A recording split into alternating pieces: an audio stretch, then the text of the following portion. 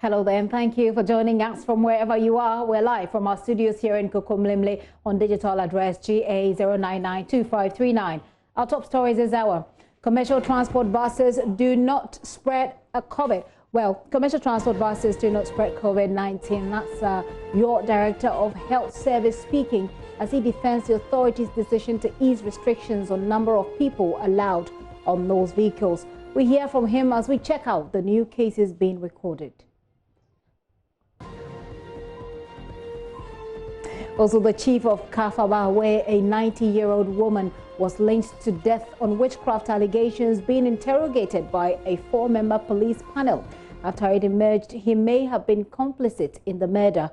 We're live in the community as President Akufo-Addo condemns the act. Also, transport fares reduced as transport operators agreed to cut down their charges by 10%. We have more, even as the Ghana Road Transport Coordinating Council meets over the matter.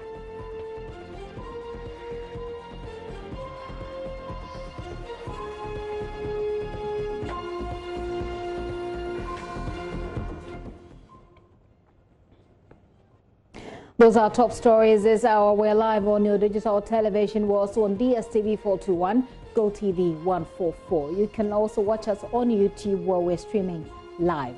My name is Gifty Andopia. This is The Pulse. Please be my guest.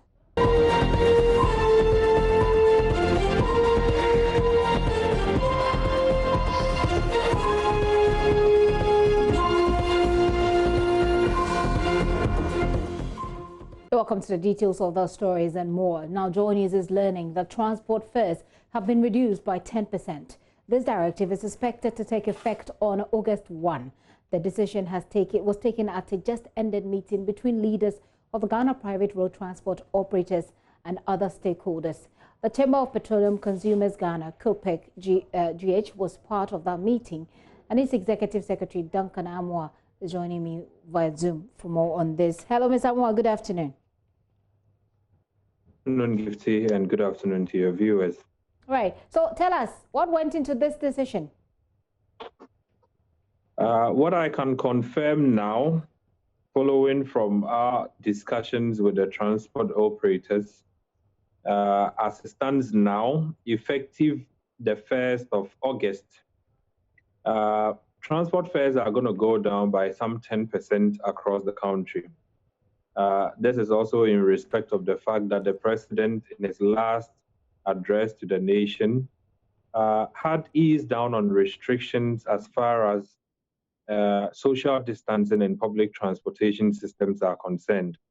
And so now that our public transport operators are back to picking the number of people that they are designed to carry, it becomes a bit difficult to further expect that whatever transport fare increases that was approved for them as recent as 2 weeks ago will continue to stand. Mind you, those fare increases were largely due to the social distancing rule, which clearly was a drain on their resources or potential resources that they would have made, because seats were going to be left idle in these vehicles per trip.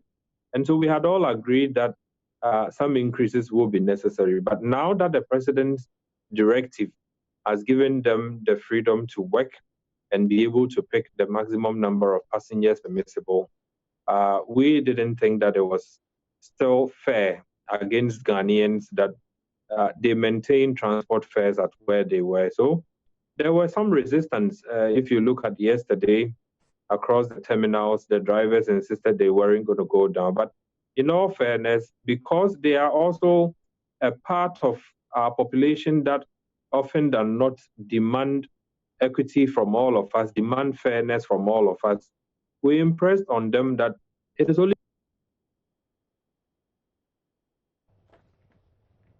Duncan Amoah there. I'm unable to hear you right now. I think that the video froze a bit up on us.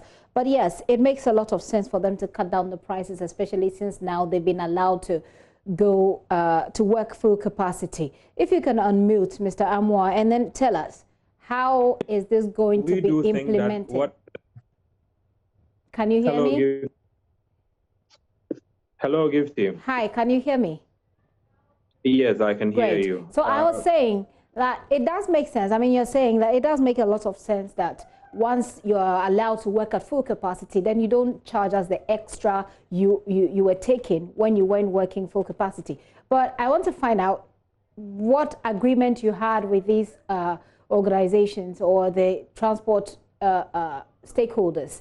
As far as implementing this is concerned, how are we going to be sure that if you're charging 50 pesos, for example, now you're going to charge 40 pesos or 30 pesos? How is that going to look like? Indeed, the implementation will be largely spearheaded by the GPRTU across the terminals. One expects that by Saturday, the 1st of August, whatever fares that the road transport operators are charging currently, would see a review downwards. The challenge we had with the 10% largely had to do with the fact that when it was announced some 15% increases had been accepted, you found a section of the drivers charging more than the 15%. Yeah. I don't know why I keep losing your sound intermittently. Mr. Amoa, I lost you. I don't know why I keep losing that intermittently. But the point you're making is that when it was increased by 15%, some of the drivers were charging much more than that. And apart from that, you're expecting that by Saturday, 1st of August, the GPRTU will be implementing, will be overseeing the implementation of this particular agreement. Yes, please go ahead from there.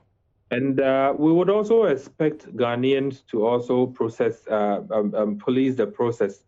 It shouldn't be said that Ghanaians elsewhere are being overcharged for transport fares at the time that there's a large, agreement by and large that transport fares at this point can no longer be sustainable to the public at the rates we took them because of COVID and social distancing. So, yes, the GPRTU would have published the new fares by Saturday, by which time we expect it to take effect. But then again, the public feedback and complaints also would largely be able to help all of us be able to monitor the process and ensure that drivers in some parts of the country would not continue to overcharge whilst others have reduced their rate. So it's a process that we would all have to probably commit to and ensure that once this agreement has been reached, the Transport Ministry has been swift in all of this, has led this whole process, has ensured that Ghanaians are given value for money at this point. The drivers will have a duty to oblige, and we would also be monitoring the entire process to ensure that some section of drivers who actually did 40% are complying and not continuously overcharging the public as we have seen in the past 2-3 weeks. Right, we look forward to Saturday when this actually takes effect. And I'm sure that we'll come back to you and get more of your thoughts on that, whether it's worked, it hasn't worked, or what we can do from then on. Thank you, Duncan Amoa. Duncan Amoa there, he's Executive Director of COPEC, and essentially 10% reduction in the prices that you pay. Executive Secretary, I understand, not 10% less than what you're paying for transport fares, especially if you're using the taxis or if you're using the trotros, 10% off of that. But he's saying that implementation will be done by GPRTU, but you as the commuter, you as the consumer, you as a customer will have to make noise about it if they don't, apply these new charges. Well, we're still staying in the trotro. I'll tell you more. There's no study that proves that the spread of COVID-19 in vehicles is high. That's the response by the Director General of the Ghana Health Service, Dr. Patrick Kumar-Boaje, to concerns being raised over commercial vehicles being allowed to resume operations at full capacity. According to Dr. Kumar-Boaje, there is a less likelihood for the virus to spread if all other protocols are observed. We'll hear from him shortly on that. But first, he announced that the country had recorded 782 new cases, taking our total case count to 34,406. conducted 382,752 tests, bringing our tests per million population to about 11,792, which is relatively quite high by all standards. Based on this, we have a test positivity average total of 8.99%, 8.57 from contact tracing, and 9.71 from routine surveillance, which is to be expected. I just want to talk about the positivity rate. Is that it depends on the testing strategy. We are now moving more to, because we've done a lot of the risk assessment, we've done the sweeping, and so we are doing more targeted testing, which means that people who are showing symptoms and their contacts and high risk groups. So you expect that because you are targeting specific group, your positivity will be higher than when we started with the 2%, etc., because we're doing a larger group. We are reporting a total of 782 positives this morning, and these samples ranges from 23rd of June all the way to the 25th of July 2020. What it means is that as far as today is concerned, the most relevant positives are those who were taken about 2 weeks ago, and so a significant number of these people may have already recovered. Of the confirmed cases, they came from the 782 came from 58 districts and 7 regions. 30,621 have recovered, accounting for about 89% recovery, and so that brings out the total of 3,617 active cases. As we keep saying, active cases are the most important figure we need to focus on. These are the people we can say today they are carrying the virus. And like I said, if you compare this with malaria, we record about 800,000 cases of malaria every month. But I think we focus on who has malaria today, and that is the same analogy that we're trying to draw. The recoveries are significantly up, accounting for almost 89% of all the cases, and you can see that the active cases continues to stay quite low. Of course, it changes. Tomorrow, depending on the number of people who are recovering, we may have a much lower active case today, and that's what we should really focus on. And now we are doing about 11% of all our cases that are active. The rest are all, I would say, have recovered. And that shows in the graph, continue to show a downward trend, having been high in the early parts of the distance, and then way back in the middle of June, we saw the decline and the continued decline that continued to show we're having that. So we need to focus on active cases, because that's where we need to respond with our healthcare services, our beds, our contact tracing, etc. This is where the main activities are as a nation. That's what we need to continue focus on. Dr. Patrick Kumar Boajit there. He's also been responding to concerns about the easing of restrictions within the transport sector. The transport, I think I'll explain how you can contract the disease. It can be from contact through fomites, and then you put on your face or whatever, and in your orifices that you're able to get. There are also droplets that also comes from the person who is positive.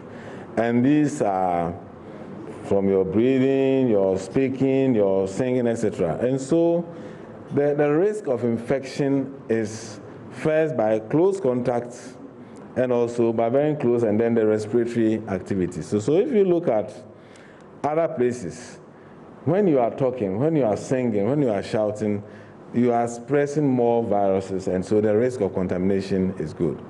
What we also know about transportation is that besides the social distancing, the cleaning of surfaces, etc., is routine. The wearing of masks is routine. But we also know that activity in a car is not like in other places. And based on our own experience in all our contact tracing we've been doing, we've had several instances where we have picked a positive case who was in a vehicle. Bono is to Wa in so many of these places, and we have not been able to identify anybody who became positive because he was in the car with these people. Someone had traveled all the way from Accra to Wa, and several instances. So the evidence we have here doesn't show that the risk of transfer in the car is that. So that's why, with the wearing of masks and the cleaning of surfaces regularly, the risk of transfer or contamination in a vehicle is reduced, and that's what informed the decision to allow for that to take place. But of course, we'll continue observing. Dr. Patrick Kumar-Boaje there.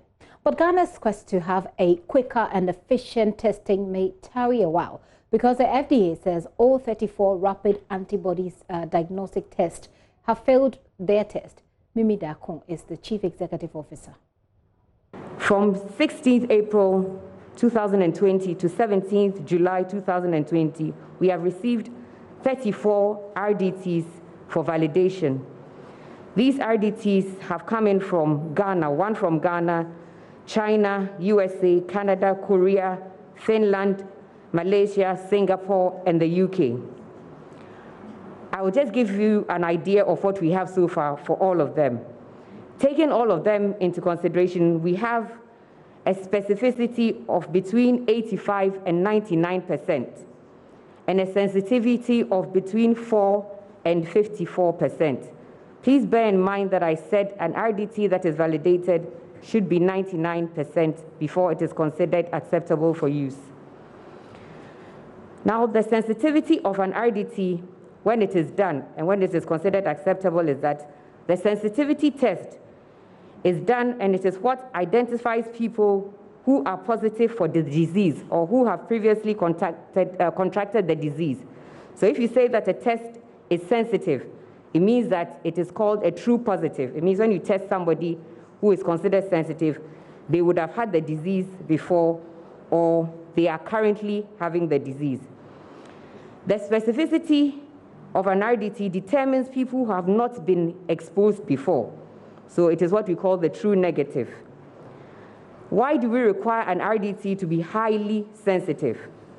If an RDT is highly sensitive, it means that all the true positives will be captured. If it is highly specific or specificity, it means that all the true negatives will also be captured. So the fewer false results you have, the better it is for the population. Antibodies tell us who has had the virus and how far wide it is spread. Yes, it is a quicker method to use than maybe the PCR. It is some of them 15 minutes and you have your results. However, for an antibody test to be useful, we need to be able to trust the results that they give. Currently, considering that most of the people who are having or who get COVID are showing no symptoms and or showing very few symptoms, this is the more reason why a highly sensitive RDT is most important for this population. So as of now, all the RDTs that we have tested are ranging between 4% and 54% sensitivity and 85 and 99% specificity. So let's have a conversation on easing of the restrictions. Should we be concerned? Should we not? What can we do? Because whether we like it or not, the decision has been made.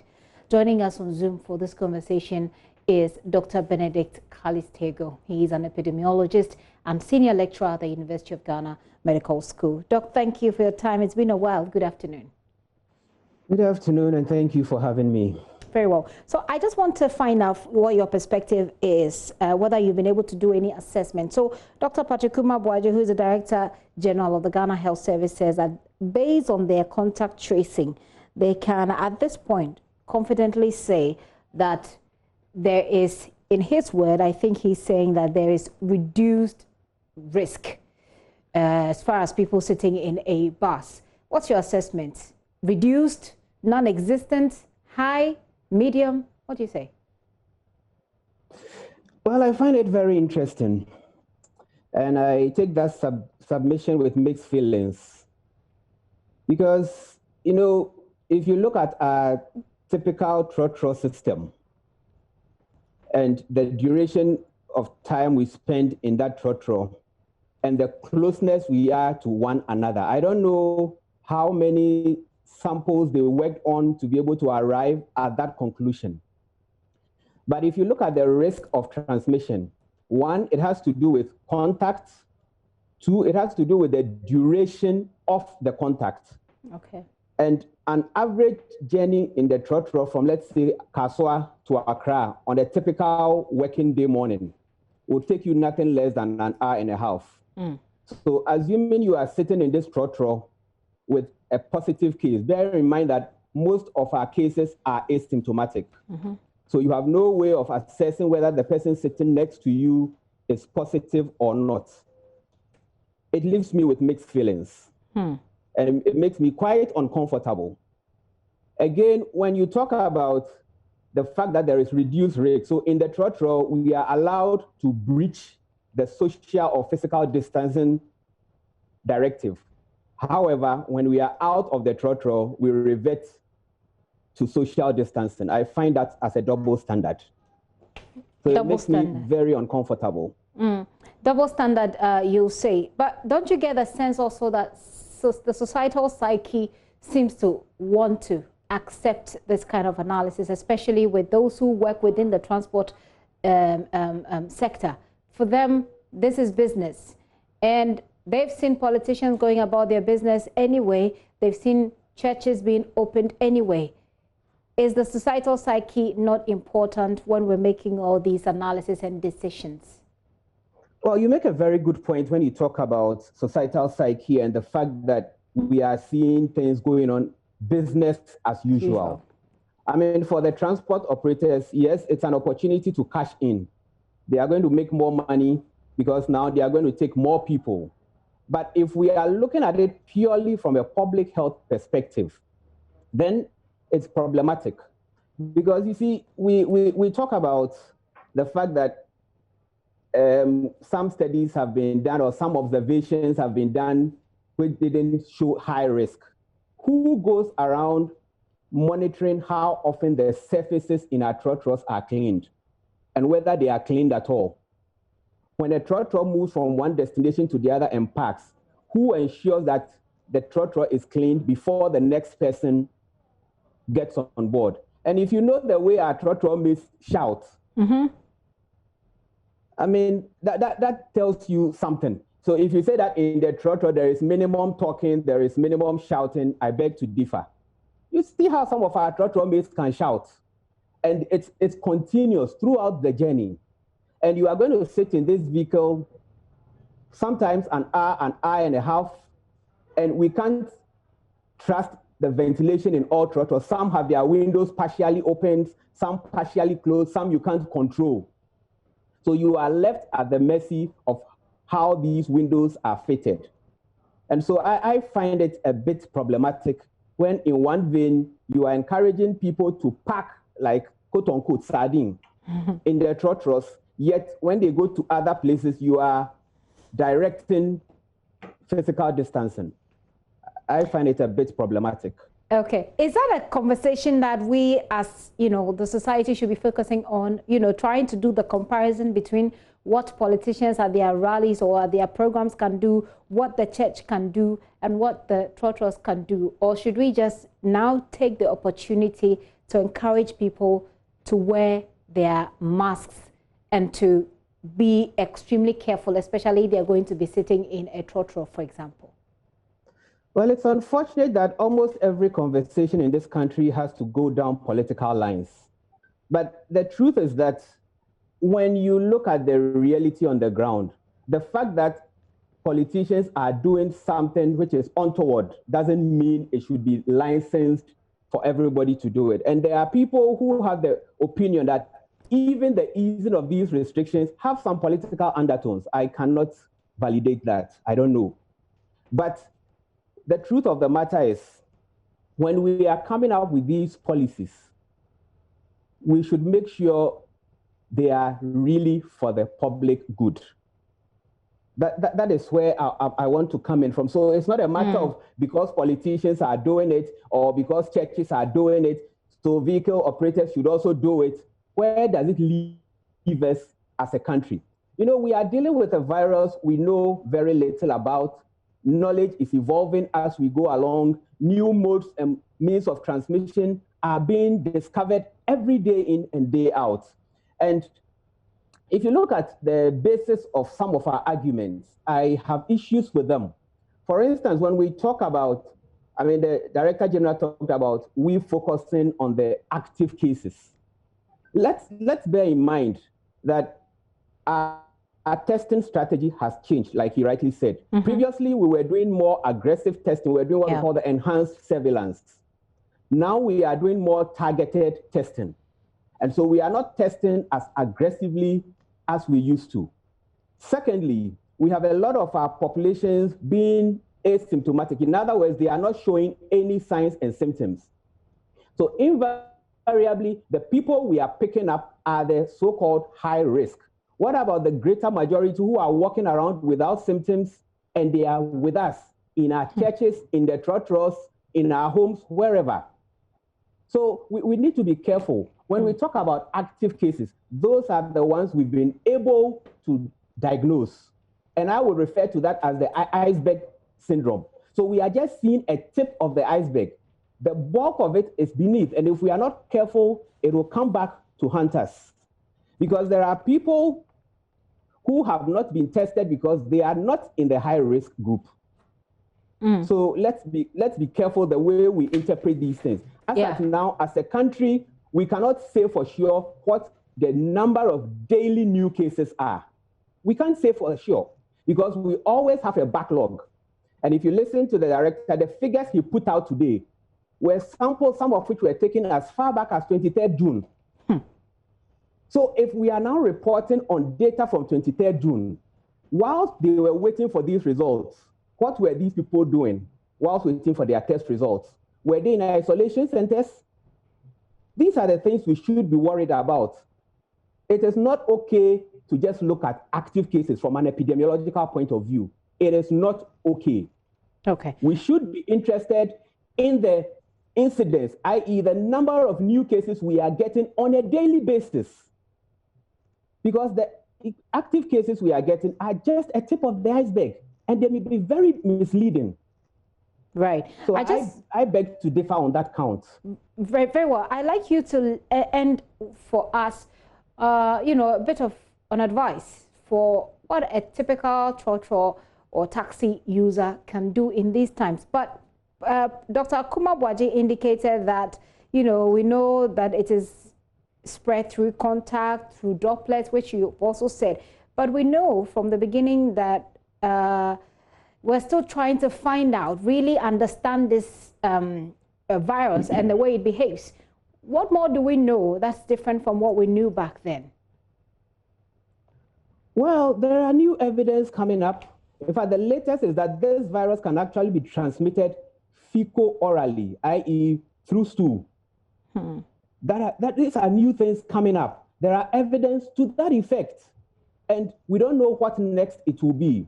But my advice to everybody who would have to join a public transport is that just like any other Ghanaian, your safety lies in your hands.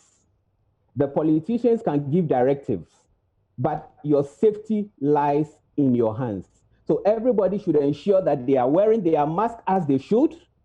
Make sure you carry your own sanitizer at every point in time. When you enter, after touching the doors, you sanitize your hands. After paying and collecting your change, you sanitize your hands. As much as possible, make sure you keep your hands to yourself and pray that you are not sitting next to a positive case. Pray that. Because that is the reality. Most of our people are asymptomatic. So you can't tell who is positive and who is not positive. Well, people have said that whether we like it or not, this is here with us.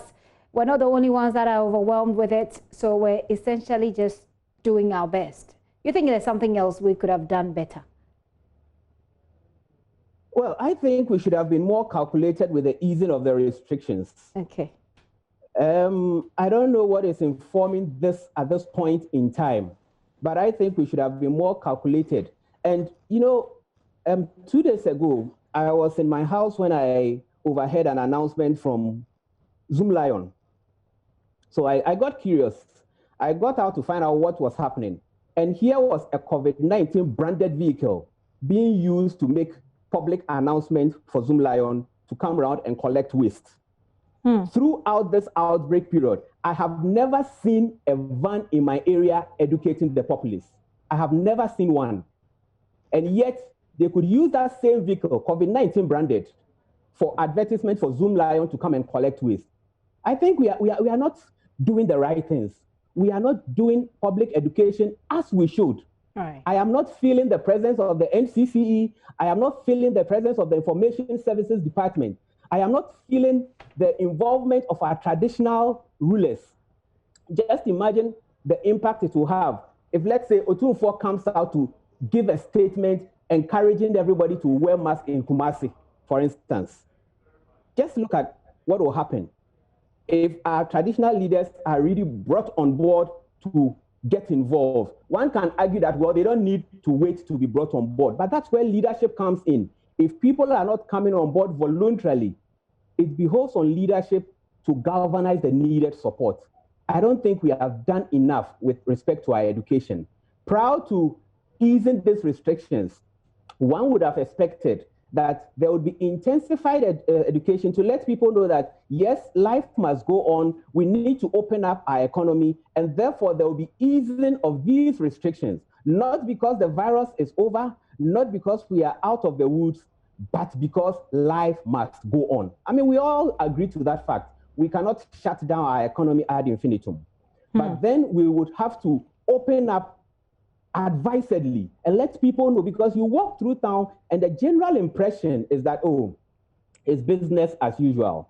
And some will tell you they don't even believe in this COVID-19 because of all that is happening around it. So I think there is a lot we can do by way of public education.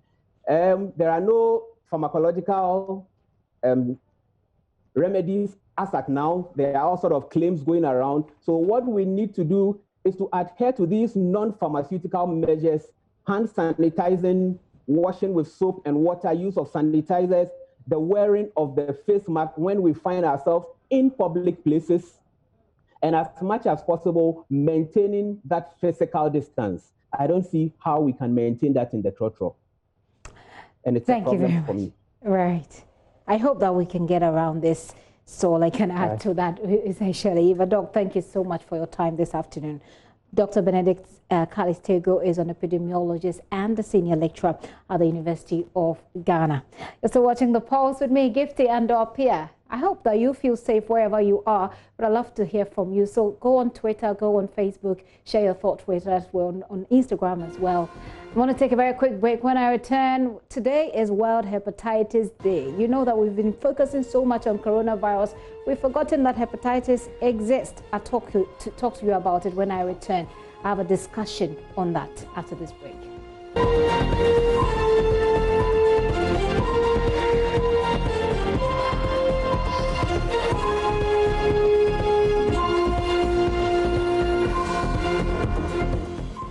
Welcome back to the show. Now, Ghana has launched an aggressive drive to scale up comprehensive public health approach towards the elimination of hepatitis B by the year 2030. It is a viral infection that attacks the liver and can cause both acute and chronic forms of diseases. Under the global theme, hepatitis-free future, with a focus on prevention of hepatitis B among mothers and newborns, Ghana joins the rest of the world to call for more care and increased determination to increase resource allocation as well as investment in the health and well-being of pregnant women and their newborn babies. The WHO is leading this charge on World Hepatitis Day. A hepatitis-free future is within our reach. WHO is calling on all countries to work together to eliminate viral hepatitis as a public health threat by 2030. Viral hepatitis is an inflammation of the liver that can cause a range of health problems, including severe liver disease and liver cancer. There are 5 main strains of the hepatitis virus. Together, hepatitis B and C cause an estimated 1.3 million deaths each year. In the midst of the COVID-19 pandemic, viral hepatitis continues to claim thousands of lives every day. Hepatitis B is most commonly transmitted from mother to child, during delivery and in early childhood. Hepatitis C is most commonly transmitted by exposure to blood through unsafe healthcare procedures and injection drug use. WHO's Global Hepatitis Strategy outlines ambitious targets to achieve elimination of viral hepatitis by 2030. These include reducing new hepatitis infections by 90% and reducing deaths by 65% compared to 2015 levels. Although progress has been made globally, access to prevention, diagnosis, treatment and care services for hepatitis B and C remain too low in most countries. An estimated 80% of people living with hepatitis are unable to access the services they need. A hepatitis-free future is achievable, but only through a global and united effort.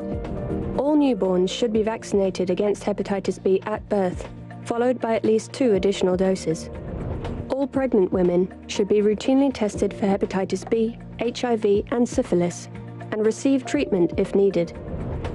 Everyone should have access to hepatitis prevention, testing and treatment services, including people who inject drugs, people in prisons, migrants, and other highly affected populations.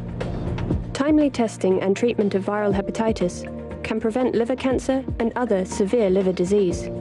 Prevention and care services for hepatitis, such as infant immunization, harm reduction services, and continuous treatment of chronic hepatitis B are essential even during the pandemic. Now is the time to scale up access to prevention, testing, and treatment services for viral hepatitis for all in need to achieve a hepatitis-free future.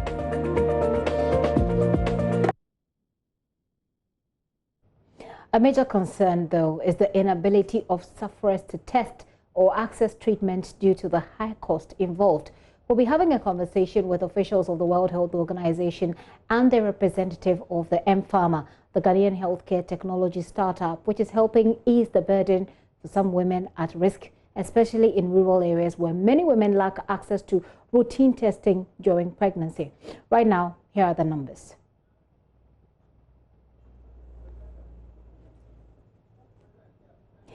Well, as you know, Ghana is classified as highly endemic, and up to 4.6 million sufferers. We have existing 4.6 million sufferers at the moment. Up to 147,000 newborn babies will be exposed during delivery, and up to 90% will be infected.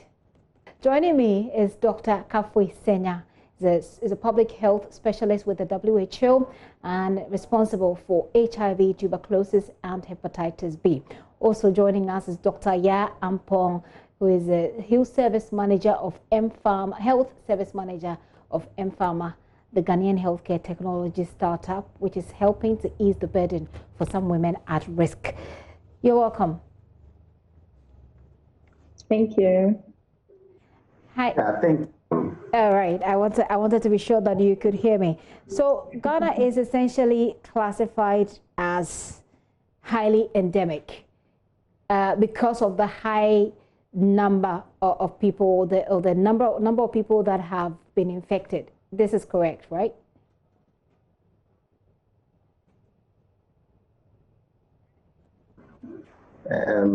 Yes, it's you. It's to you, sir. Okay. Thank you and good afternoon to all your listeners. Yes, you are right. Ghana is classified as highly endemic with hepatitis because of the huge number of people that are infected. The WHO classification says that any country that has a prevalence higher than 8% is classified as highly endemic, and Ghana's prevalence is estimated between 11 to 14%. So that's why Ghana is classified as highly endemic. Okay, 11 to 14%. Let me come to you, when we hear figures like this, we're tempted to believe that, sometimes you're tempted to gloss over it because for you it doesn't really represent the human beings. But you are working on the ground, especially in rural areas, and trying to help women, especially, or people who are highly at risk. What do you see on the ground in terms of, backing up the point that Ghana is classified as highly endemic? Thank you very much, and good afternoon to your viewers. So first of all, what I would say is on the ground, we are seeing that there's inadequate knowledge about hepatitis in general. And that is what would drive our numbers up, because a huge part of the population has no clue what we are talking about when we mention hepatitis. Now, people like that in 10, 15 years' time, when they do find out, it's more complicated. And such people are in large numbers, and that is what is going to drive our numbers even higher, just like what Dr. Senya has mentioned. So, Doctor, let me come back to you about the hepatitis itself. I mean, I'm not necessarily very much aware of symptoms, for example. How do I know when someone has it? How do I know to check? You know, what sort of symptoms should I be seeing? Is it asymptomatic? I mean, what can you tell us about hepatitis by way of education? Okay, so hepatitis is viral, and yes, mostly it's asymptomatic, or very similar to most HIV. It's a close relative of HIV. So for many years, you would have it and you would not have any symptoms. It multiplies in your system and keeps growing till it gets to the point it's mainly in the liver. That's why it's called hepatitis. That's a Greek. Hepa is a Greek for liver. So it's basically a virus that keeps just growing and affecting the liver. By the time you start having symptoms, it often is way too late. And the symptoms are related to yellow eyes, or what's medically called jaundice. You have fever and all of malaise and weakness, and it eventually just becomes a cancer with weight loss and eventually leads to death. So we don't, when we talk about hepatitis, we are not really looking at waiting for symptoms to present before you visit a health facility. The recommendation would be that you take the tests and make sure that you are, that's a screening test. If you are negative, you can get vaccinated to prevent it, to prevent you from getting the infection. If you are positive, then you seek early intervention and treatment to prevent it from growing and becoming the cancer. The important addition I want to make here is that the World Health Organization is recommending that we focus a lot more of this testing on pregnant women to reduce transmission of the infection to newborns who are more at risk when it comes to the disease progressing to become a cancer. Okay, so I guess that will be one of the biggest challenges for us here in Ghana, the mother-to-child transmission. Is it, Dr. Senya? Yes, you are right. Okay. That's and it's not only in Ghana. It's hepatitis generally is more severe in the Sub-Saharan Africa and the Western Pacific region of the world, which have the highest prevalences. I'm speaking more specifically about hepatitis B. Okay. Which is the major issue that we are throwing or emphasizing, is the more common form. C is also there, but the B is what is more common. So yes, it's the mother-to-child transmission is a very major factor because, like I explained, the virus can stay in a person for very long before it eventually develops into the cancer, which eventually leads to death. So you can imagine if an adult in the 30s or late 20s gets exposed and gets infected, the person has a shorter time and the cancer is, because the person is an adult, the immune system is also more developed. So the progression of the disease is not as rapid as a newborn baby with very low immune system. That baby, the virus replicates very fast in the child. And by the time the child is in the midlife, the 20s and the 30s, where productivity is high, that's the time that the cancer then develops, and then there's premature death. So that's why it's important that, especially in settings like ours, the limited resources that we have, we push it as much as possible to ensure that no newborn child gets infected with hepatitis, because when they get infected, the infection is more likely to end up developing into a cancer at the prime of their life and end up killing them. Unfortunately, though, we're having an issue of cost when it comes to the testing, etc. And we have pregnant women. I mean, you can talk about pregnant women who have the resources, but I can tell you for a fact, even though I have not done any research, that there are a lot more pregnant women who cannot afford this treatment. But let me bring in Dr. Ampong. Here's where you come in. Your organization has been helping women who cannot afford the cost of testing and treatment. What exactly is being done there? How do you think we can improve this? So we are targeting the general population, actually. For today, World Hepatitis Day, we are offering free hepatitis B screening for every person. All you have to do is call and we take your details, just so that maintain, reducing crowding at the facility, because we need to find the missed people who are hepatitis B positive and are unaware. As I said earlier, these are the people that are driving our figures upwards. So this is what we are doing today, and then for the rest of the I'd like to take the number and share it with people who, I mean, we'll just share it with the rest of the world here on the TV, and hopefully people who turn up, you'll be able to screen them. Do you want to share with us details? Yes, sure. So you can call us at 0244 yes. 0244 8038. Okay, please go through that for me again. 358038. 358038.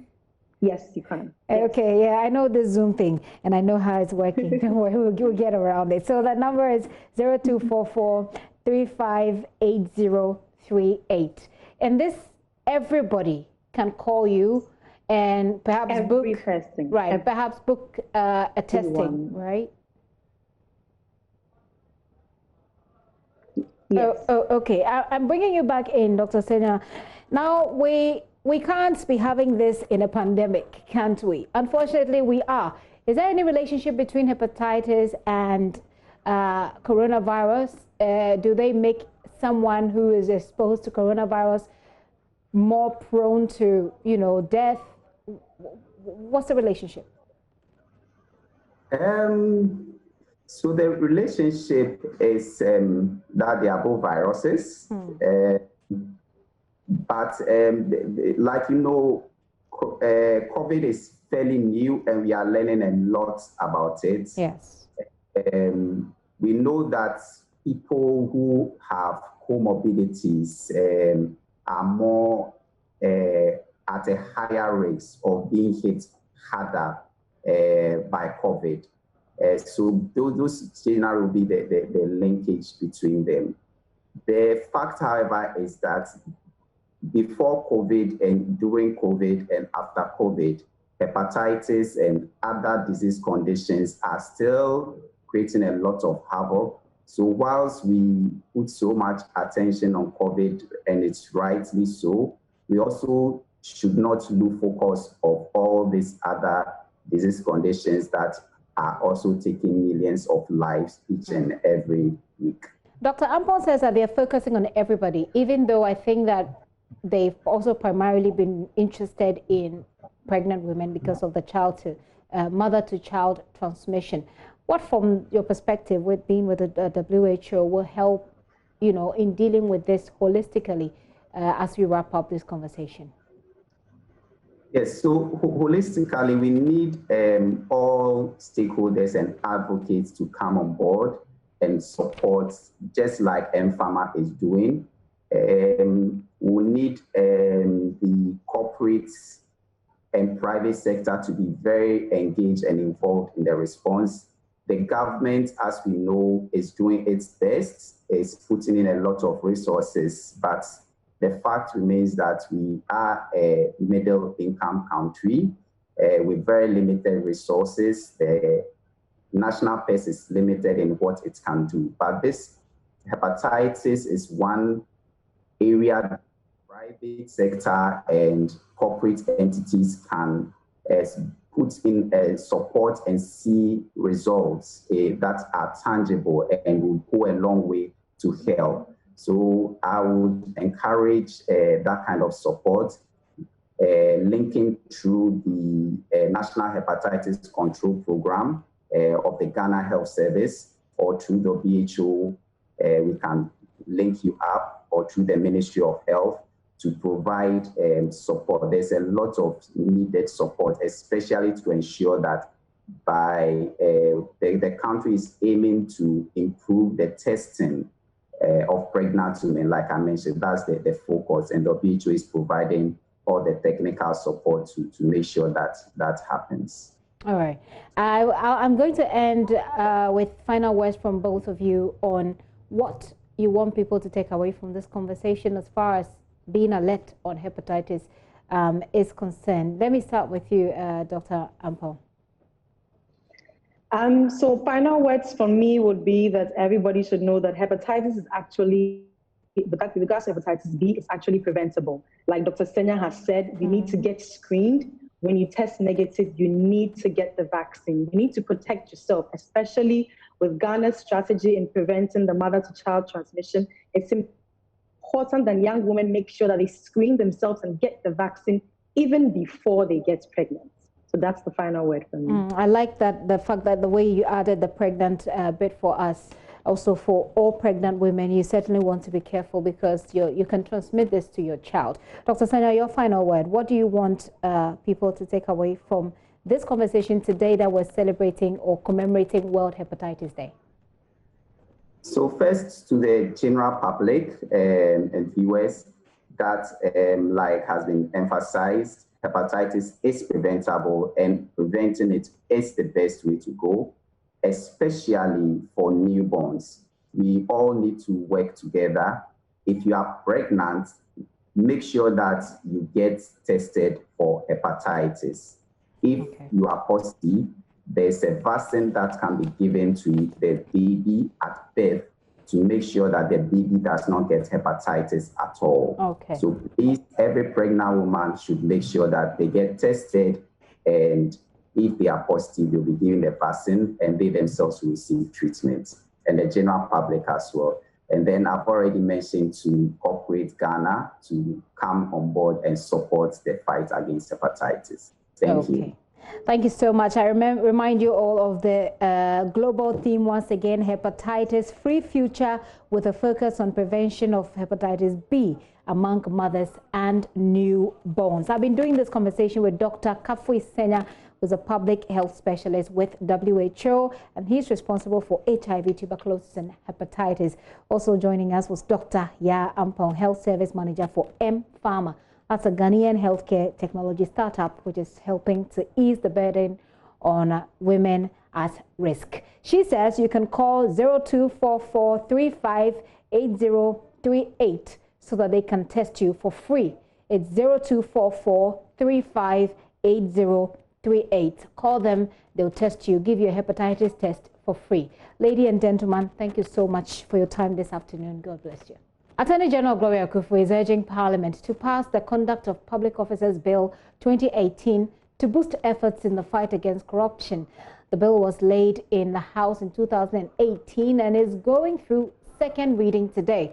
When the House debates the principles of the bill, Madam Akuffo told MPs the bill will help regulate how public officers conduct themselves so their activities are in the interest of the country. The purpose of the Conduct of Public Officers Bill is to give effect to Chapter 24 of the 1992 Constitution, domesticate the United Nations Convention Against Corruption and the African Union Convention on Preventing and Combating Corruption, and to provide for other purposes. The two anti-corruption conventions were ratified by Parliament on 14th December 2005. The provisions of these conventions provide the international template for anti-corruption. Mr. Speaker, a public officer occupies a position of trust to serve the best interests of the general public. Public office is defined in Article 295 of the Constitution to include an office, the emoluments of which are paid directly from the consolidated fund or directly out of monies provided by Parliament. It also includes an office in a public corporation established entirely out of public funds or monies provided by Parliament. Increasingly, the public expects and demands that public officials perform their functions with integrity and in a fair and unbiased manner. Public officers are therefore expected not to allow their private interests and affiliations to compromise official decision-making and public management. When public officials breach the duty of trust, a conflict of interest situation arises. Articles 284 to 288 under Chapter 24 of the 1992 Constitution provide a code of conduct for public officials. Article 287 of the Constitution mandates the Commission on Human Rights and Administrative Justice to investigate allegations of contraventions of or non-compliance with the Code of Conduct of Public Officers, including conflict of interest, non-declaration of assets, and illegal acquisition of wealth. The Constitution does not, however, define in detail situations that constitute conflict of interest. Neither is there a legal framework which the Commission can rely on to determine complaints made against public officers.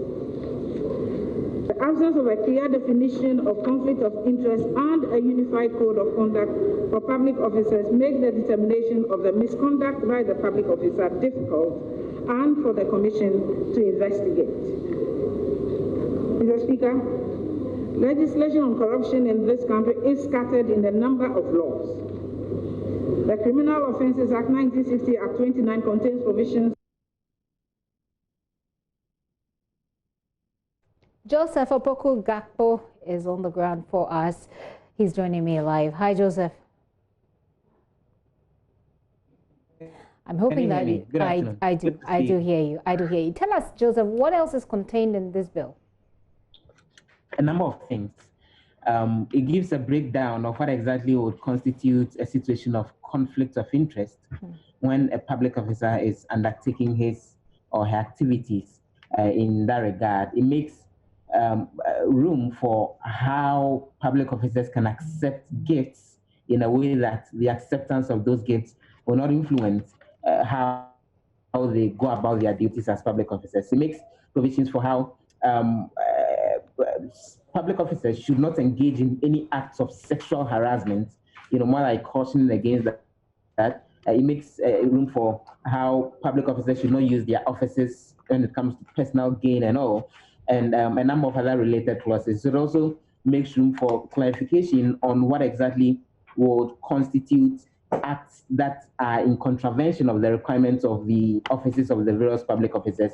And then it also talks about issues having to do with the declaration of assets, which the bill is actually very much heavy on, and the Attorney General has also been speaking broadly about, even as the conversation on the bill was done on the floor of Parliament today. I do know, Joseph, by the way, that there is supposed to be a gift tax. Does that find itself anywhere in this bill? So this is actually something, a document, a document that lays out what acceptable gifts are in terms of those who hold public office. So when you read the portion having to do with gifts and all, it says that there should be an established program for the recognition of various gifts that actually come in on the part of a public officer on any occasion. And then it also talks about how public officers should not engage in soliciting souvenirs that exceed a certain amount. So this is actually laying out specifics on what gifts public officers can accept and what gifts public officers not accept. But let me quickly move into the bit having to do with the declaration of assets, because what this bill seeks to do is repeal the earlier law that guided the declaration of assets. That's the Public Officers Act 1962, that's Act 114, and also the Public Office Holders, that's the Declaration of Assets and Disqualification Act 1998, that's Act 550. So you recall that usually when public officers are taking office at the beginning of the tenure of any government, we see situations where they submit a list of their assets. Yeah. The Auditor General puts that in an envelope. It's under lock and key. No one can verify what's in that document. There is the possibility of it being an empty document, but the law doesn't allow the Auditor General to actually open it under any circumstance unless a court of competent jurisdiction has given the green light, or a commission of inquiry has actually made that recommendation. So whoever the public officer is can falsify whatever details are in terms of what assets he or she has, and no one has any means of verifying, unless probably it becomes an issue. Now, when this Conduct of Public Officers Bill 2018 becomes law, that particular legislation will be repealed, and the new legislation, which will actually be taken care of in this Conduct of Public Officers Bill, will make the point that public officers who fail to submit a declaration or clarification as required under this act, or submits a declaration that contains information which the public officer knows or ought to have known to be false or misleading, commits an offense which is punishable. And it goes on to say that that public officer who either doesn't declare his or her assets or goes ahead to give false information is liable to a conviction of a fine of not less than 100 penalty units and not more than 250 penalty units, or a term of imprisonment of not less than 6 months and not more than 2 years, or to both. In addition, the appointment of that officer may be terminated. So you recall that recently ACCRA was in a tango with some of the commissioners at SHAD, right? And you know, the commissioners at the EC, the issue went to SHAD. They were found not to have declared their assets. Same happened with some judges and all. But eventually, SHAD ended up ruling that although that hadn't been done, they did that subsequently. But when this actually becomes law, anyone who fails to declare their asset before taking over office, there are the chances of your appointment being terminated or you going to prison for a period of 2 years. So all of that is contained in this latest bill that has been laid in Parliament for approval. Everybody has said that we have very nice laws on paper, but it's only the implementation we seem to have challenges with. Joseph, what else has the House been discussing as we wrap up? So the Deputy Minister for Finance joined in the debate on the 2020 media budget review statement in Parliament earlier today. He, for example, disclosed a number of things, including disclosures that government is doing the payment of those who've lost monies in the financial institutions collapse recently. You recall the former president, John Mahama, made reference to that and said that the payment of those monies will be done when the NDC comes back to power. Or the Deputy Minister has been disclosing that the processes to get all of those monies paid have actually gone on in a very advanced manner and the monies are being disbursed. Beyond the debate, the Minister for Aviation was in Parliament to respond to questions on the WA airport, and he indicated that the operationalization of that airport is being hampered by a number of masts that have been erected by GBC, Vodafone, and other institutions in that particular enclave. And additionally, the Deputy Minister for Land and Natural Resources has been disclosing that government has actually planted trees to the tune of more than 11,000 acres over the last 2 years or so since the MPP has actually been in power. So as those conversations have been happening, tomorrow we're expecting that Parliament to conclude the debate on the mid-year budget review statement, and then the House will deal with other matters, including some loans and all.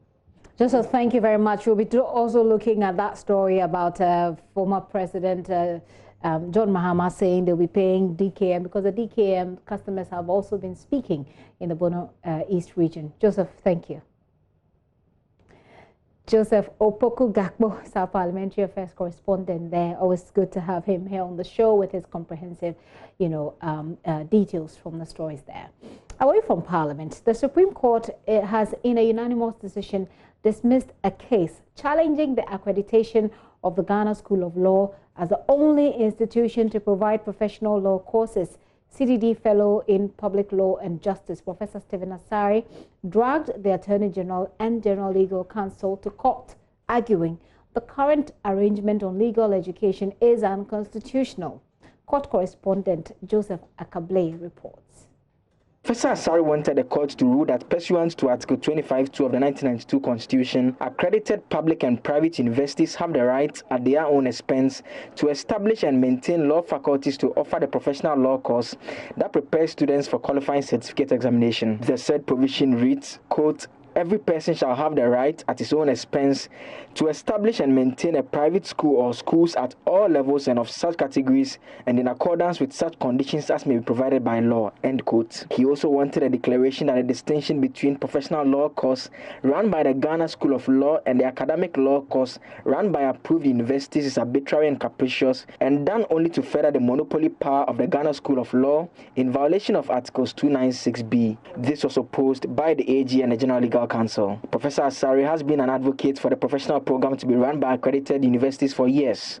The 7-member panel comprising Justices Badegbe, Apel, Mafosau, Doji, Amegacha, Professor Kote, and Owusu were unanimous in their decision. The court held that the case does not properly trigger the jurisdiction of the courts. The full reasons are to be filed at the court's registry. Joseph Akable with our report. The assistant headmaster who locked up students in his office at the Ejisu Senior High Technical School has been granted a 5,000 Ghana cedi bail with one surety. Mr. Pierre Albert Kofi faces charges of assault, unlawful imprisonment, and abetment to commit crimes, to wit, attempted suicide. He pleaded not guilty to all the charges. One of the students locked up overnight in the office of the assistant headmaster has also been jailed for a day for stealing a stabilizer belonging to the school. Gajisbeg Asameti pleaded guilty to the charge of stealing before the Joabeng Circuit Court. Erastus Asari Donko is joining me on Zoom for an update on that. Hello, Erastus. Erastus, I want to start with the student. Yes, I want to start with the student. I mean, give us a mental picture. One day in jail. First of all, how old is he? Gajisbeg is 18. Okay. And he looked sober in court this morning. In fact, he looked more confused than ever. I felt at the point that I think he needed a lawyer. As to whether they got one for him, I don't know, because he did not have a clue what he was saying. He went to court without a lawyer? No, he came to court without a lawyer, and he stood in the dock. His charges were read out to him: conspiracy to commit crime, stealing, and unlawful entry. And he pleaded guilty with explanation for the first one. And with the explanation, he said that they did not intend to steal it. In fact, they wanted to return it. And then the judge said, well, then I'll have to enter a plea of not guilty for you. Then he went ahead to plead guilty for the other ones, the stealing. And that is where the court convicted him on and jailed him for a day and asked him to pay a fine of 100 penalty units, and that's 1,200 Ghana cedis, and to sign a bond of good behavior for 12 months. And so clearly you could see from his face that he was so confused, and he was just in the dock so afraid. 18 years, I mean, he's an adult, but he's still young. Were his parents in court as well? Well, I saw some family members. I don't know whether they are his parents, but he was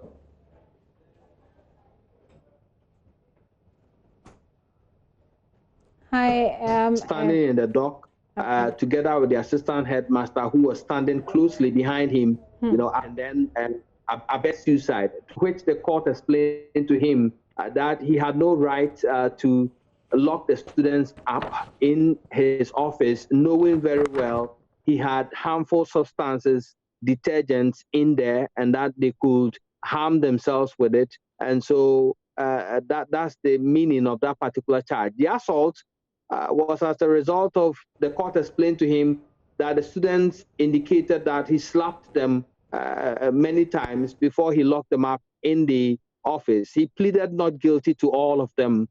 And so he was granted bail to a sum of 5,000 Ghana cedis with one surety. But Erasto, just a quick one. I'm curious about Gudgesberg's presence in court without a lawyer. The state could have still provided for him a lawyer. Do you have any information to this effect, how he ended up without one? No, in fact, the court officials will not speak to us on that one, and the prosecutor did not also immediately want to speak to us as well. And so we don't have that information, but he was in the dock alone. And when the charges were read out to him, you know, he was in there alone. And so at the point I felt that he didn't know what he was doing, the consequences of what he was saying, pleading guilty with explanation and all that, and what it meant. The court clerk explained to him that if he pleads guilty means he admits that he committed the offense and that he had something to say. And he nodded. And that is where they took his explanation.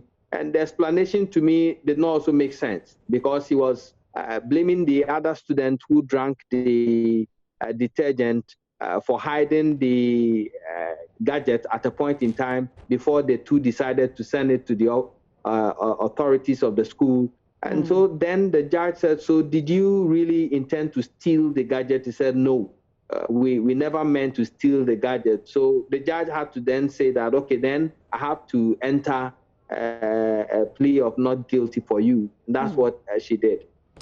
This is sounding really interesting, and I'm hoping that we'll be able to get more information out of this, because for a person even as young as he is, he ought to be represented by a lawyer. And if he doesn't have one, unless it is his decision not to, the state ought to have provided him one. But what you have also just said, as we wrap up quickly on this, Erastus, is that the other gentleman who drank or who allegedly attempted suicide is still in hospital and has not, yet been charged.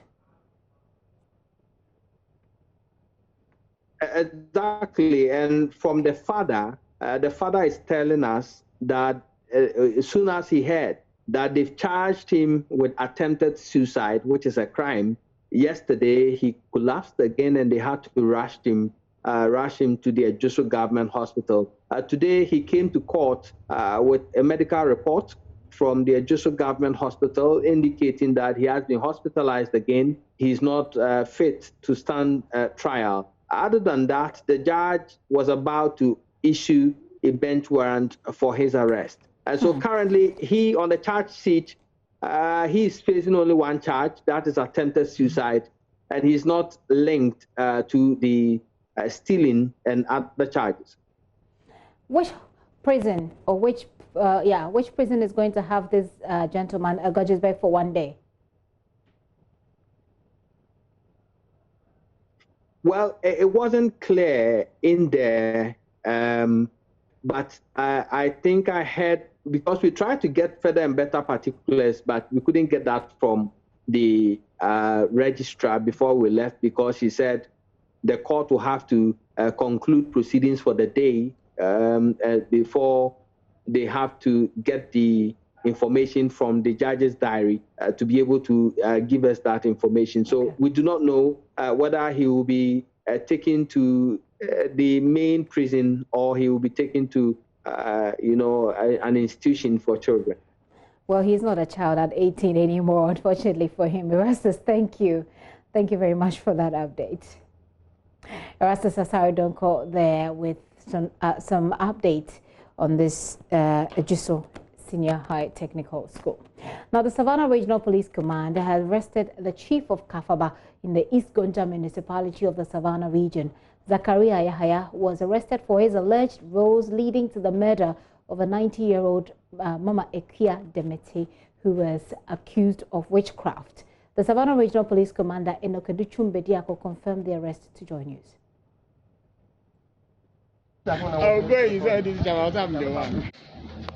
By your outfit? Yes, I can confirm that today, around 10 a.m., the Kafaba chief was arrested in Damongo by the regional police command. We are interrogating him to know the side of his story too. After that, you will hear the outcome. Okay. We are hearing rumors from his side that the confusion in Kafaba was triggered based on the burning of a political party pavilion, where the people went and brought the lady to come and try and identify the perpetrators, leading to this woman coming out, and then all the whole thing started. Yeah, that's the information we have also got.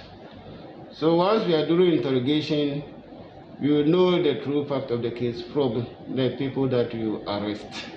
Okay. So apart from him, have there been any arrests in the community or anywhere? Apart from him, no arrests have been made. And with the arrest of the chief, I know he will assist police for us to get the other suspects. Okay.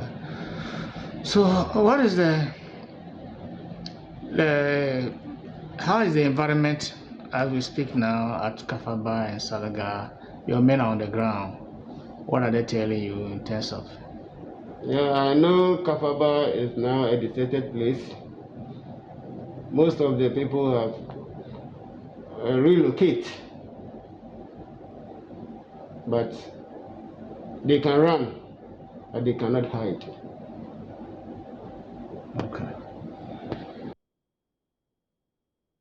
Well, President Akufo-Addo has been condemning the gruesome murder of the 90-year-old woman. She was tortured to death because the people there said she was a witch. She was tortured also in broad daylight in that area, Kafaba, by a priestess and some women in the East Gunja municipality of that same region. President Akufo-Addo described the act as barbaric, unfortunate, and urged the security agencies to quickly deliver justice. Our great contribution also to the Agri-Identity Foundation to express my own revulsion at the awful tragic act that has occurred in this region. It is vital, as the regional minister said, that it should not happen again, and we should all work together to ensure that never again do such acts disfigure the face of our nation. I hope that the quick response of the police will lead to the rapid administration of justice in this unfortunate matter. President Akufo-Addo there. Well, several organizations have also condemned the killing of the Kyadente, and there have also been calls for their swift arrest of perpetrators. Amnesty International Ghana is one of those organizations which has been meeting the family of the deceased and people, as well as the chief of Kafaba. Country Director of Amnesty International, Robert Akoto Amafo, is joining me via Zoom. Hi, Robert. It's been a while. Yes, it's been a while. Hope you're doing very well. I'm blessed. I hope you are too. Now, you've been talking to the family members of the Kyadente. What did they tell you? First of all, they expressed sorrow and pain because we attended the funeral. I mean, the ADA, what they call the 3 days after burial funeral in their culture. So we were there to be part of the family's process. And we joined them, we interviewed them on what they think, and also we spoke to other chiefs. Apart from the Kafaba chief, we spoke to other chiefs, and we spoke to the women and the youth in the community. And we also engaged with the police command in that area, both the divisional and the district commander. And the family were sad, and what they were asking for were just two things they asked us to do. One, they said they are very happy that we came because we are the first institution, apart from they reporting to the police that from Accra, we are the first institution that have come to them to be with them and also share in their pain. And they asked us to ask for justice for their mother and their family, and finally, whatever we will do to support them to ensure that that doesn't happen to any other woman of that kind, or any elderly woman in that community and other communities within the Salaga and Kafaba neighborhood. That would be an amazing thing to happen. But I have personally not been able to watch the video because I just can't stand it. And I'm wondering, where were the family members when this was happening? Do they tell you? Were they around? Was anybody around to help her? Yes, so what happened was that, according to the story we heard from the elderly son of ACCRA Dente, he said they have built a 2-bedroom house in the community for them, because that's where they come from. As we may have it, all the children have left the community to bigger towns to go and work. And the woman lives with only one of their sisters who was there when the whole incident happened. So they were out of town, but immediately before that.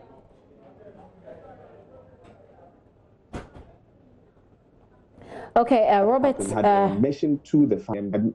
Yes, they had mentioned to the family that something was going to happen, and the family decided to confront the chief about it, and the chief assured them that this was not going to happen. So they left with the idea that the chief was in control and this was not going to happen to their mother. So for them, the reason why they left their mother in the care of their sister alone, even though they were informed before that there's a tendency that their mother will be branded witch and tortured, as 16 other women were tortured, and they thought that the chief was going to take control of the process. An issue of trust, and well, I guess I wouldn't have left, but that, of course, we're not the same people. Hang on for me, Robert. Let me bring in our correspondent, Mr. Nonya, Isaac Nonya, who has also been following up for us. Isaac, you've been following up on this particular story. I want to find out, have you heard what actually happened before they were branded, or this 17 women were branded witches and ACCRA Dente killed? What happened, really? Well, we did not know the exact details that accompanies the branding. But if you listen to the initial statement they issued, was that these women were suspected to be witches. And for that matter, one that suspicion has come is not come in vain. There was some kind of spiritual revelation that indicated that they possessed such spirit and they were not using it for any good thing. So it was for them to take the law into their hand by branding these women. But mostly, when you look at the victims, they're always females. Females are always in their late 30s and 40s going. Isaac. And why? Yes. Okay, so usually what happens, and these are stories that we've told before, will be that someone may have died, or someone may have, been sick, or someone will say, I had a dream and I saw so-and-so trying to kill me. And then the whatever priestess or priest will perform whatever rituals there are, and then they'll brand them witches. Are you picking any information whether any of these happened at all? Yes, you hit the nail right on the head by spelling out those norms. It doesn't just happen for nothing. Some happen or occur based on one relationship with the other within the same environment or house or community. If somebody has problem with you, if he or she is not feeling well within the period that you have a disagreement, he or she can easily accuse you, especially when you are old, the victim is old. Secondly, when the victim goes around the area and leaves, and then a child or somebody easily falls ill, you, the one who come around, you will be a suspect.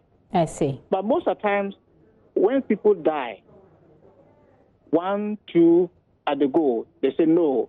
This old person or that old person. Okay, but you don't know whether that happened in this particular case. You've not picked any such information, have you? In this particular case, one of the videos, the first video that was in the night, showed that there was 1 or 2 people who have problem with the victim already. Okay. They were recounting how they warned her. We told you so. You think we're joking? Today we are here. We will deal with you. So the suspicion and the norms that you mentioned, okay, are accompanying some of these actions, okay, that need to be discouraged. Okay, okay, Isaac, thank you very much for that that update. I'm going to come back to you, Ms. Amofa. Are you there? Hello, Robert. Yes, I'm here. Right, Robert, I want to find out, what is the next move for Amnesty International? I mean, the family has told you their request. What's the plan?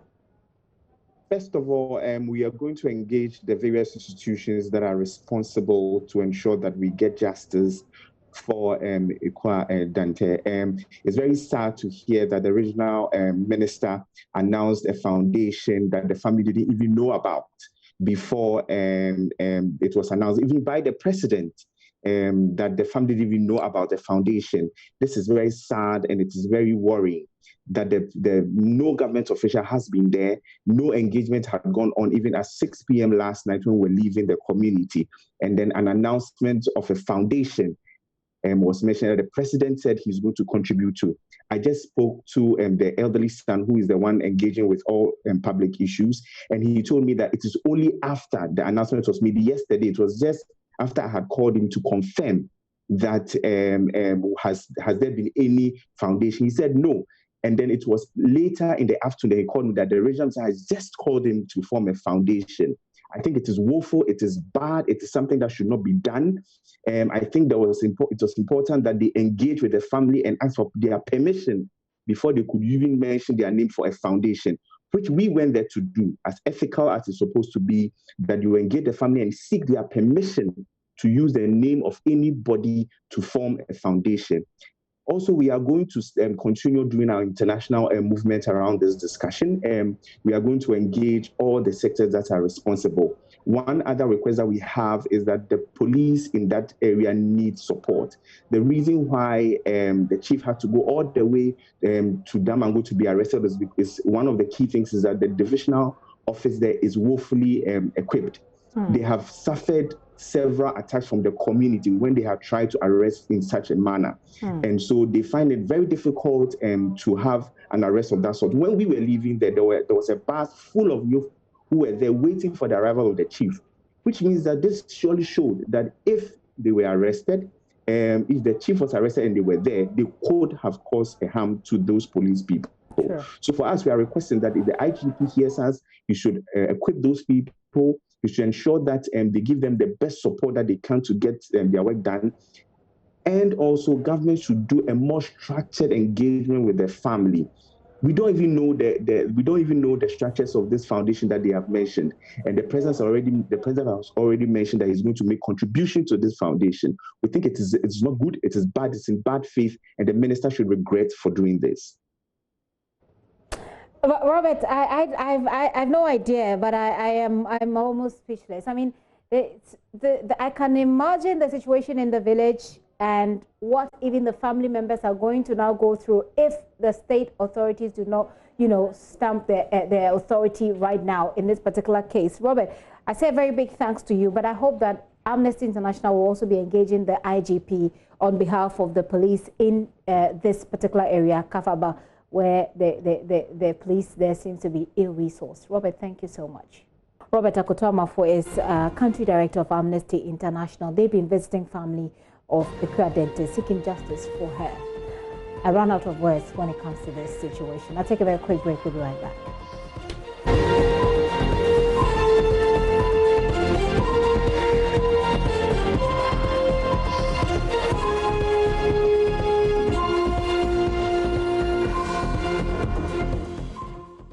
Welcome back.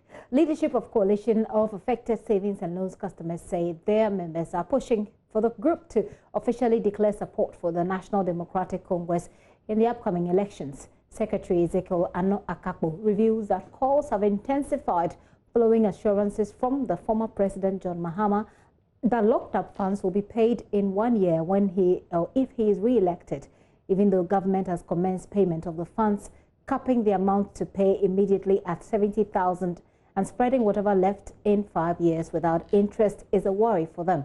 Mr. Akakpo says media reports that only 300,000 of the coalition's 3.3 million members are verified for payment remains a major challenge. We'll hear from him shortly, but first listen to former President John Mahama.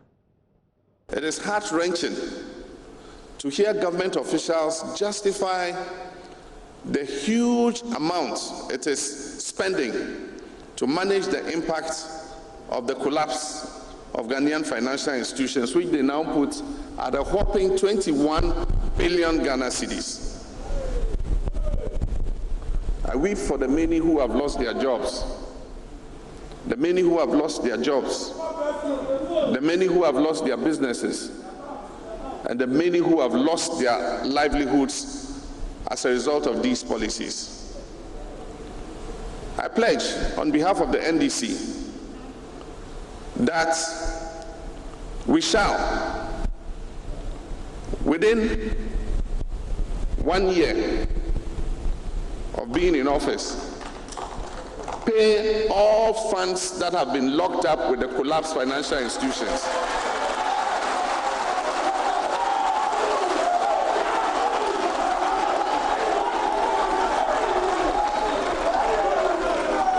Within our first year in office, we shall pay to all the beneficiaries all funds locked up in the collapsed financial institutions. It is a promise. We shall not put together any long-term payment plan that will further worsen the living conditions of the victims. As has been introduced in other economies, the next NDC administration will establish a financial services authority that will be responsible for ensuring that consumer financial markets work for consumers and providers and for the economy as a whole. This financial services authority will oversee all financial products and services that are offered to consumers and will effectively and efficiently prevent and stop the challenges that have confronted customers of Men's Gold, DKM, and others. Former President John Mahama there. Well, we can now hear from the coalition. And now this ex-president Mahama comes to tell us that he will make sure that within 1 year he pays us. I believe, per what our members are saying, and from the information we are gathering, they said they prefer that 1 year period to the 5 years period. And my brother, if I tell you the number of people who are suffering as a result of this, and the number of people who are crying because of their money, it will surprise you. So what we are appealing to the president and the current government is that we thank them for starting the payment. We are grateful to them. We've expressed our numerous appreciation to them on that.